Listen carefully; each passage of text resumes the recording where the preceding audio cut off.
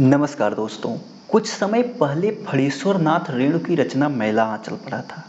ऐसे में मैला आंचल में जो कहानी या जो ग्रामीण परिदृश्य को दिखाने का प्रयास किया गया है, उस कहानी या उस परिदृश्य का मेन जो पृष्ठभूमि है, जहां से उठाया गया है, वह है बिहार के पूर्णिया जिले के आसपास के क्षेत्र का। जैसा कि मैला आंचल को अपने आप में आंचलिक उपन्यासों में सर्वश्रेष्ठ उपन्यास होने का गौरव प्राप्त है, लेकिन आपको जानकर के हैरानी होगी कि मैला आंचल में जो ग्रामीण परिवेश की आंचलिकता को दिखाया गया है, वह आंचलिकता बिहार के पूर्णिया जिले के आसपास के क्षेत्रों में आज भी हावी है। क्योंकि अगर हावी नहीं होता तो एक परिवार के 5 लोगों को जला करके मार नहीं दिया जाता। जैसा कि घटना बिहार के पूर्णिया जिले की ही है, जहां की एक परिवार के 5 सदस्यों को जादू टोना ओझा सोखा के चक्कर में जला करके मार दिया जाता है।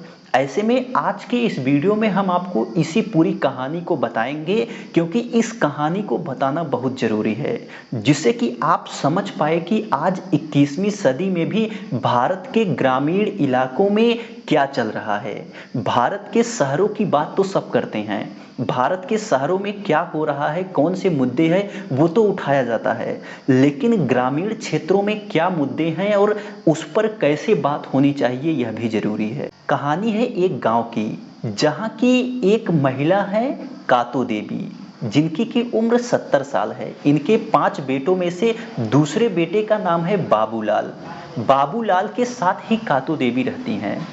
बाबूलाल की पत्नी और इनके बेटे और इनकी पुत्रवधू, ये 5 लोग कहानी के मेन कैरेक्टर हैं, क्योंकि इन 5 लोगों को जादू टोना और ओझा सोखा के चक्कर में गांव के ही रामदेव के द्वारा भीड़ के सामने जला करके मार दिया गया। कहानी कुछ यह है कि 70 वर्षीय कातो देवी पर डायन होने का आरोप लगाया गया और कहा गया कि रामदेव के भतीजे जो कि बीमार हो गए हैं, उन पर कातो देवी ने ही जादू टोना किया है।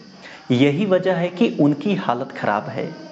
ऐसे में होता क्या है कि रामदेव जो है वह अपने भांजों को ला करके इनके परिवार के आंगन में रखता है और कहता है कि इनको ठीक करो, लेकिन यह ठीक नहीं कर पाते हैं। जिसके बाद रामदेव और जो आसपास के लोग होते हैं, वह उसके भांजे को लेकर के पूर्णिया के एक अस्पताल में भर्ती करवाते हैं। बाद में शायद उनके बेटे की मृत्यु हो जाती है और शाम को रामदेव और भीड़ को ले आकर के बाबूलाल के घर आते हैं और बाबूलाल कातो देवी और उनकी पत्नी, बच्चे और पुत्रवधू को बांध करके पेट्रोल डाल करके जला दिया जाता है और बाबूलाल के जो भाई होते हैं उनको नजरबंद कर दिया जाता है और इनको जो जलाने की प्रक्रिया है वह भीड़ के सामने की जाती है।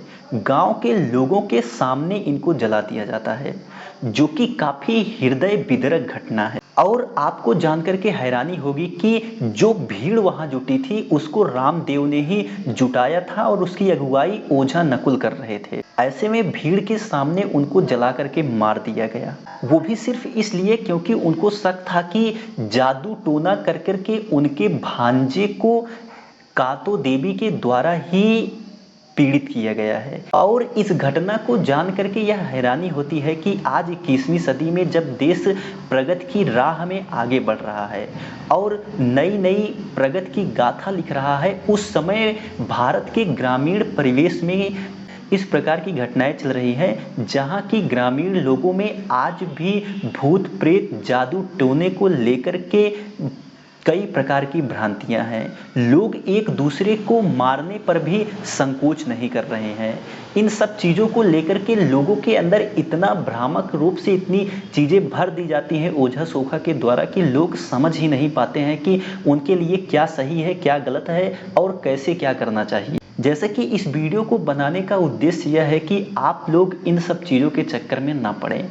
अगर आपके यहाँ कोई बीमार होता है या कुछ भी होता है तो आप सबसे पहले जा कर के उससे बढ़िया से बढ़िया डॉक्टर को दिखाएं, उसके बाद ही कुछ निर्णय लें। धन्यवाद।